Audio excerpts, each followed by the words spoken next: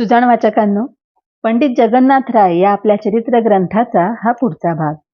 मागच्या भागात आपण पाहिलं होतं की अकबर बादशहाच्या मनात भामिनीचं लग्न हे बिरंग खानाशी करायचं असलं तरी भामिनीने मनोमन पंडित रायाला वरलेलं होतं. या कारणाने आणि त्यांच्या सहवासात संस्कृत शिकल्या कारणाने दोन्ही धर्मांमधली उत्तमोत्तम तत्व त्यावर चिंतन करून भामिनी खालील श्लोक अधूनमधून आपल्या सख्यांसहित म्हणून दाखवत असे. आधी तो श्लोक बघूया. निमेदरू निमेवरू म्हणजे अर्धे म्हणजे धर्माच्या आत आणि अर्धे लोक धर्माच्या बाहेर. अकबराच्या राज्यामध्ये धड हिंदूही नाही आणि धड मुसलमानही नाही अशी लोकांची जी स्थिती सर्वत्र दिसत होती त्यास उद्देशून ती हे गाणं म्हणत असे. निमेदरू ही निमेवरू बाई धर्मविषयी अकबरशाही सर्वच ऐशी स्थिती पहागे विचित्र दिसते मज काही. निमेदरू या अधिक शोभती निमेबरू सुंदर ललना.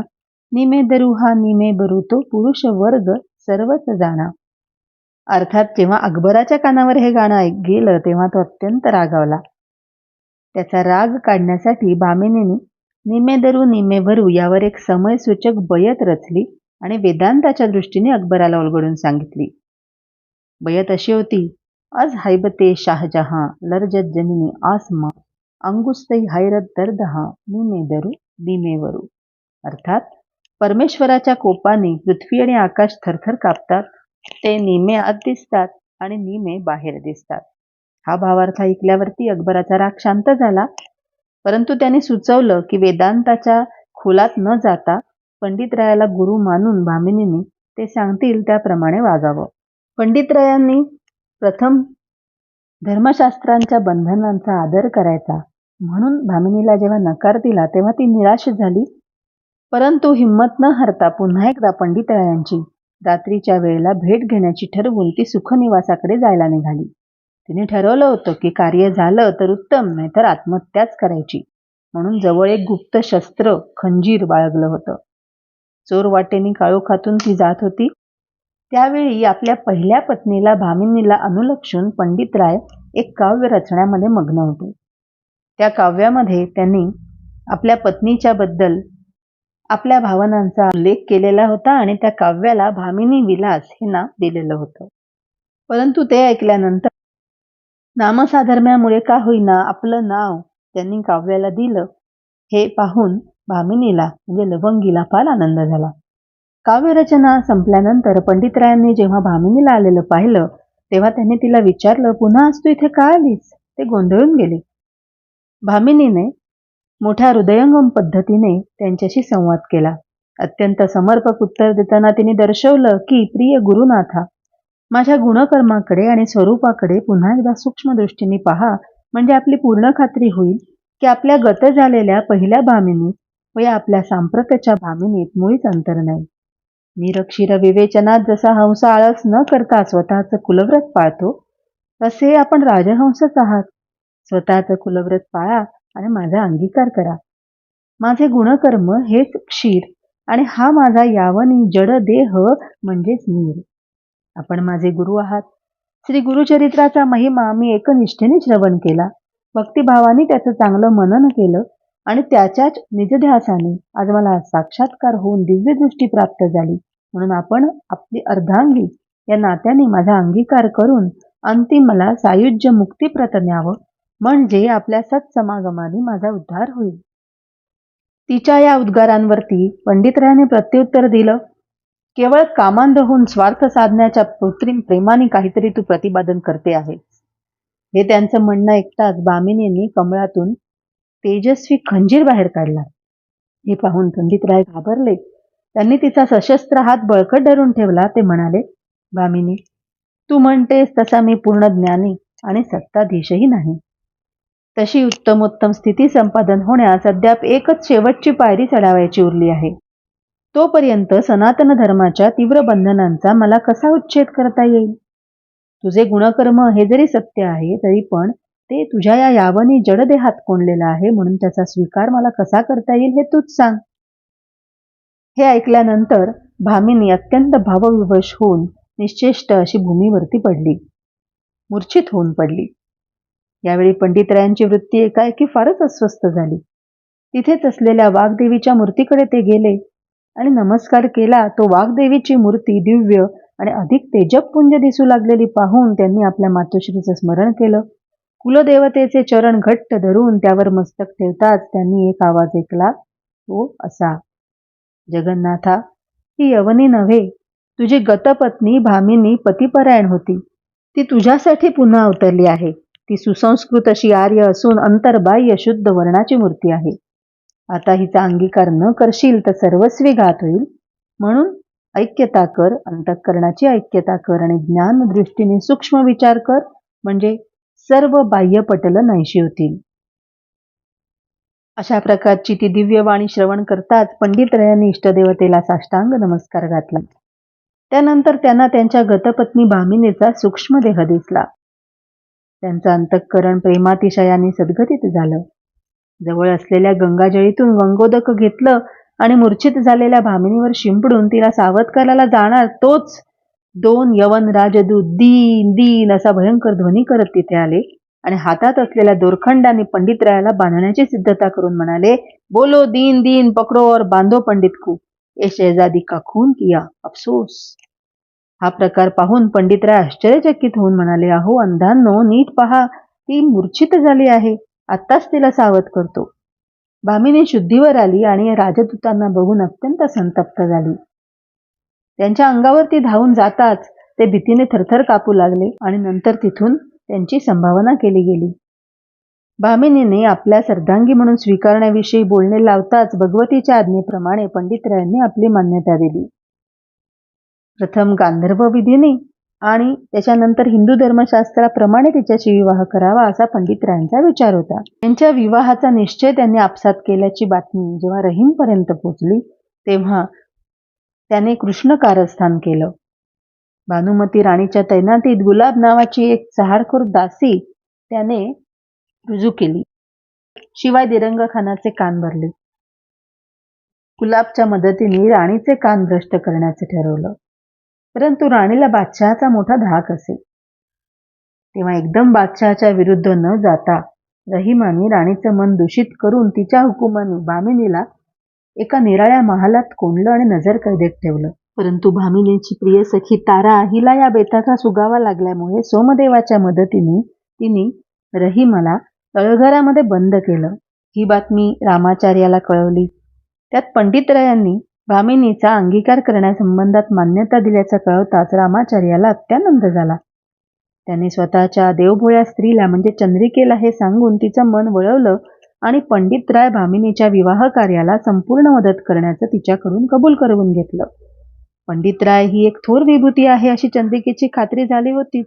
इकडे कैदेमध्ये असल्यामुळे भामिनीने पुष्कळ कष्ट सोसले. तिला जळी, थळी, काष्टी, पाषाणी सर्वत्र एक त्या जगन्नाथ पंडितरायांच्या मूर्तीशिवाय काहीही दिसत नव्हतं. अन्नावरची वासना तिची गेली होती. अशा तिच्या विपन्न अवस्थेत चंद्रिका तिथे गेली आणि तिने भामिनीला मोठा धीर दिला. तिच्याजवळ भामिनीने एक पत्र लिहून दिलं आणि ते पंडितरायांच्या हातात देण्यास सांगितलं. बादशहाने राणीला आणि चंद्रिकेला फरमावलं होतं की भामिनीला बोध करून तिचं मन वळवावं, परंतु चंद्रिका अलीकडे रामाचार्यांच्या उपदेशाप्रमाणे वागत होती. म्हणून पंडितरायांबद्दल आणि भामिनीविषयी अंतस्थ सहानुभूती बाळगूनच ती भामिनीकडे गेली होती. नंतर राणीने देखील भामिनीला बोध करून पाहिला, पण पालथ्या घड्यावर पाणी. नजरकैदेच्या जागेत एक गवाक्ष होतं आणि त्यातून पंडितराय आणि बादशहा नेहमी बोलत असण्याची जागा स्पष्ट दिसत होती. हा शोध चंद्रिकेनेच लावून ती जागा तिथून जाताना भामिनीला दाखवून ठेवली होती. त्यामुळे भामिनीला मोठं समाधान वाटलं. त्या गवाक्षातून तिला कधी कधी पंडितरायांचं दर्शन होत असे आणि दुःखात सुख काय ते एवढंच मिळत असे. भामिनी नजरकैदेत असल्याची बातमी जेव्हा पंडितरायांना कळली तेव्हा ते अत्यंत व्यथित झाले. ती आपल्याला केव्हा भेटणार या विवंचनेत ते पडले. अशात चंद्रिकाने भामिनीचं पत्र त्यांच्या चरणाजवळ ठेवून त्यांना साष्टांग नमस्कार घातला.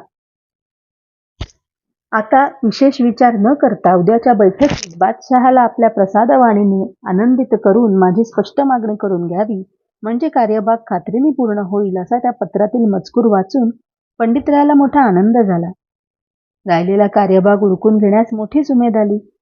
या संबंधात पंडितरायांनी चंद्रिकेचे आभार मानले आणि तिला आशीर्वाद दिला. दुसऱ्या दिवशी बादशहाकडून पाचारण आलं तेव्हा पंडितरायांनी भगवतीचं स्मरण केलं आणि ते बादशहाकडे जायला निघाले. इकडे बादशाह हा एक नवीन धर्म स्थापन करण्याच्या खटपटीत होता. त्याच्या मनात आलं की भामिनीने नीमे दरू नीमे बरू हे जे तत्व सांगितलं त्यावर आधारित 5 धार्मिक कवनं आपण पंडितरायांना करायला सांगायची. म्हणजे पंडितरायांची कवित्व शक्ती, शीघ्र कवित्व शक्ती, अनायासे दृष्टोत्पत्तीस येईल आणि मोठा संतोष होईल. आणि मग जो कोणी नीमे दरू नीमे बरू या तत्वावरती 5 कवनं ताबडतोब करून दाखवेल त्यालाच लवंगी देण्यात येईल असा एक पण प्रसिद्ध करून लवंगीचा विवाह करायचा. अशा रीतीने त्या कवनांचा मोठा उपयोग होईल. हा विचार त्यांनी पंडितरायांपुढे मांडला. तो असा, ते म्हणाले की नीमे दरू नीमे वरू ही एक उक्ती आहे आणि उक्तीच्या तत्वास अनुसरून जर काही दान करणं असेल तर त्याची फलश्रुती काय? शिवाय या उक्तीचं इतर रीतीने काही महत्त्व असल्यास हिंदू धर्माच्या तत्वाला अनुसरून 5 कवनांच्या रूपाने त्याचं वर्णन आत्ताच्या आत्ता मला करून दाखवा. प्रत्येक कवनाच्या शेवटी नीमे दरू नीमे वरू ही पदं आलीच पाहिजेत. क्षणभर विचार करून पंडितरायांनी ताबडतोब उत्तर दिलं,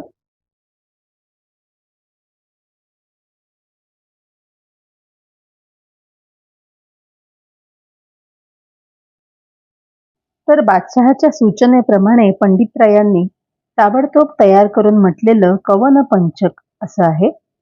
पंचचामर वृत्तामधलं धरामरेंद्र पाणीषु प्रदातुमी हसे धराम यदि त्वमादरात दैव देहि तत्फलप्रदां पयस्विनीं स्वलंकृतां स्ववंशभुक्तिमुक्तिदां यदैव तत्शिशुर्भवे निमेदरुं निमेबरुं.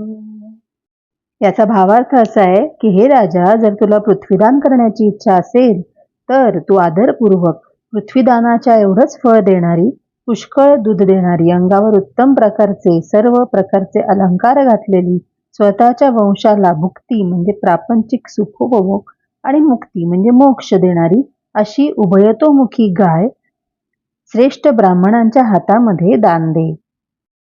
दुसरा श्लोक धरातले धरामरा स्वकर्म धर्म तत्परा न संते किं तथापि ते स्वयं सुदुर्लभो यमी सदार्घ्यकाल साधकस्तदा यदैव कुंकुमारुण ककुद्वयेरविर्निमेदरुं निमेबरुं. याचा अर्थ आपल्या धर्मकर्मात तत्पर असे ब्राह्मण या अवनीतलावर नाहीत काय? तर ते आहेत. तथापि त्यात ज्या वेळेस कुंकवासारखा लाल झालेला सूर्य उदयाचलाच्या व अस्ताचलाच्या शिखरावर अर्धा आत आणि अर्धा बाहेर असतो त्यावेळेस सदा अर्घ्य देण्याची वेळ साधणारा आणि मनोनिग्रह करता असा योगी फार दुर्लभ आहे. पुढचा श्लोक भयं न याम्यदूतजं न नारकीय यातना न मातृकुक्षि यातना पुनर्न दुःखमन्वपि भवेन्नरस्य तस्य य प्रयाणकाल आगते वियत्सरिज्जलेपतिं निमेदरुं निमेबरुं.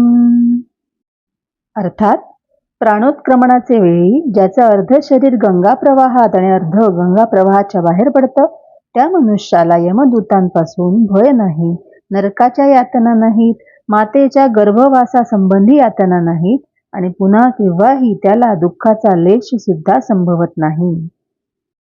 पुढचा श्लोक विधातुमर्थवद्वचो विधेर्विधान विद्धरी दधार रूपमद्भुतं न मृगं न मानुषं हिरण्यकं निजोरुगं ददार पाणिजाङ्कुरैः स्थित सदेहलीतटे निमेदरुं निमेबरुं. म्हणजे ब्रह्मदेवाचं विधान म्हणजे त्यांनी केलेल्या वरप्रदानाला जाणणारा विष्णू महाविष्णू यांनी ब्रह्मदेवाच्या वचनाच्या अर्थाप्रमाणे करण्यासाठी मनुष्य नाही आणि पशुही नाही असं म्हणजे नारसिंहाचं अद्भुत रूप धारण केलं आणि हिरण्यकश्यपूला जो दैत्यांचा राजा होता त्याला मांडीवर घेऊन अर्धा उमऱ्याच्या आत आणि अर्धा उमऱ्याच्या बाहेर धरून उमऱ्यावर त्याला नखांनी विदारण केलं. आणि शेवटचा श्लोक नृपं जगाम कौशिक सुतं प्रदेहि रक्षणे तरस्विनां प्रमाणकं सुतेज एव नु वयः प्रहर्तुमेति सद्गजेन्द्र गण्डमेण राडरं यदैव सिंहिका भगिनी निमे बरून. अर्थात कौशिक ऋषी म्हणजे विश्वामित्र दशरथ राजाजवळ गेले आणि म्हणाले, यज्ञाच्या रक्षणासाठी तुझा मुलगा दे.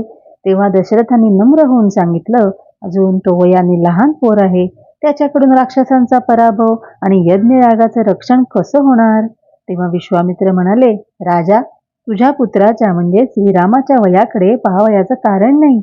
त्याच्या ठाई जे अलौकिक तेज आहे, शौर्य आहे, त्या तेजोबळानेच राक्षसांचा विध्वंस आणि यज्ञयागाचं रक्षण होणार आहे. उदाहरणार्थ, मृगपती सिंह बालक म्हणजे छावा अर्धा मातेच्या गर्भाशयात आणि अर्धा गर्भाशयाबाहेर अशा स्थितीतच गजराजाचं गंडस्थळ विदारण करण्यास तत्काळ सिद्ध होतो. ती श्रवण रमणीय 5 कवनं ऐकून बादशहाला अत्यंत संतोष झाला. तो म्हणाला की माझ्या कन्येला संस्कृत विषयात आपण ज्ञानसंपन्न केलेली पाहून मला मोठा आनंद झाला. तिचा आता लवकरच विवाह व्हायचा आहे. या संबंधात मला एक मोठंच गूढ पडलं आहे. त्याचा उलगडा आत्ताच आपल्याकडून करून घ्यावयाचा आहे. परंतु त्यापूर्वी तिच्या सांप्रतच्या स्थितीच्या साग्र वर्णनाचा एक श्लोक ऐकण्याची माझी इच्छा आहे. बादशाची आज्ञा होताच राजकन्येच्या लावण्याला आणि गुणांना उद्देशून पंडितरायांनी समयोचित श्लोक म्हटला. तो येण्याप्रमाणे, इयं सुस्तनी मस्तकन्यकस्तंभा कुसुंभारुण चारुचैलं दधाना समस्तस्य लोकस्य चेतः प्रवृत्तीं गृहीत्वा घटे स्थाप्य याती व भाती. अकबराने त्यांची फार वाहवा केली. तो म्हणाला, आपलं शीघ्र कवित्व आणि प्रसादयुक्त वाक्चातुर्य मला इतकं प्रिय झालं आहे की आपणास याच वेळी उत्तमोत्तम देणगी द्यावी अशी मला उत्कट इच्छा झाली आहे. परंतु काय करू, आपण कविकुल मुकुटमणी प्रत्यक्ष सरस्वती स्वरूप आज माझ्यासमोर आहात आणि आपण या माझ्या राष्ट्ररूपी विराट पुरुषाचे जीवनच आहात. असा विचार केला म्हणजे मी जरी सार्वभौम बादशाह आहे तरी आपल्या अलौकिक पांडित्यास साजेल अशी मी आपल्याला कोणती देणगी द्यावी याचा मला मोठा विचार पडला आहे. तेव्हा मी आपल्याला विनंतीपूर्वक सुप्रसन्न चित्ताने सांगतो की आपली जी इच्छा असेल ती मला कळवा, आत्ताच कळवा. मी ती मोठ्या संतोषाने पूर्ण करीन अशी मला मोठी उमेद आहे. पंडित राजांनी महाराजांना गंगोदक प्राशन करण्याची विनंती केली. तेव्हा अकबर बादशाने त्यांना सांगितलं की तुम्ही मात्र आधी तुमचं मागणं मागून घ्या. त्याची पूर्तता माझ्याकडून झाल्याशिवाय मी हे गंगोदक प्राशन करणार नाही. यावर पंडितराय म्हणाले, हुजूर, माझी मागणी अशी आहे की न याचे गजालिम न वावाजिराजिम न वित्तेषु चित्तम मदीयम कदाचित इयं सुस्तने मस्तकन्यकुंभा लवंगी कुरंगी मृगंगी करोतु. हे महाराजाधिराज, आपल्या या कन्यकेच्या पाणीग्रहणाच्या तृषेनेच मी व्याकुळ झालो आहे. याकरता भार्यात्वासाठी तिला आपण मज अर्पण कराल तेव्हाच माझं तृषासमन होईल. हे ऐकून अकबर बादशाह प्रसन्न तर झाला, परंतु त्याला प्रश्न पडला की ही माझी प्रिय कन्या लवंगी ही धडधडीत यवनी, तेव्हा हिची मागणी करण्यात आपण आधी काय पाहिलं. यावर पंडितरायांनी सांगितलं की हिला यवनी कोण म्हणेल, ही सुसंस्कृत अशी आर्य असून अंतर्बाह्य शुद्ध वर्णाची मूर्तीच आहे. गुणकर्माच्या दृष्टीने पाहिलं असता अनेक वर्षांपूर्वी दिवंगत झालेल्या माझ्या भामिनीप्रमाणे ही श्रेष्ठ आहे हे अनुभव सिद्ध आहे. आपली कन्या ही भासमाना अरंभासमाना खरोखरच अनुपमेय आहे. माझी पूर्वपत्नी भामिनीच तिच्या रूपाने पुन्हा अवतरित झाली आहे याबाबत माझी खात्री आहे. तेव्हा आपणही याबाबत कोणताही विकल्प मनी आणू नये. या अशा संभाषणानंतर अकबर बादशहाने पंडितरायांशी लवंगीचा अर्थात भामिनीचा विवाह मोठ्या थाटाने करून दिला. इसवी सन 1605 मध्ये हा विवाह संपन्न झाला. बादशहाने राजदंपतीला सोन्याच्या छडीचे चोपदार, पालखी वगैरे ऐश्वर्य दिले, नेमणूक बांधून दिली. राहावयास एक भव्य वाडा बांधून दिला. त्या सुखनिवासात स्वतंत्र रीतीने राजदंपती पंडित जगन्नाथराय व भामिनी सुखाने कालक्रमण करू लागले. परंतु तत्कालीन हा आंतरधर्मीय विवाह निभावताना या दंपतीला अनेक अडचणी संकटांचा सामना करावा लागला. तो कसा हे आपण पुढच्या भागात बघूया. जय गंगे भागीरथी. वाचकांनो, तुमचं प्रोत्साहनच असंच काम करत राहण्याची आम्हाला शक्ती देईल. त्यामुळे शेअर, लाईक, सबस्क्राईबचं टॉनिक तुम्ही आम्हाला जरूर द्याल अशी खात्री आहे.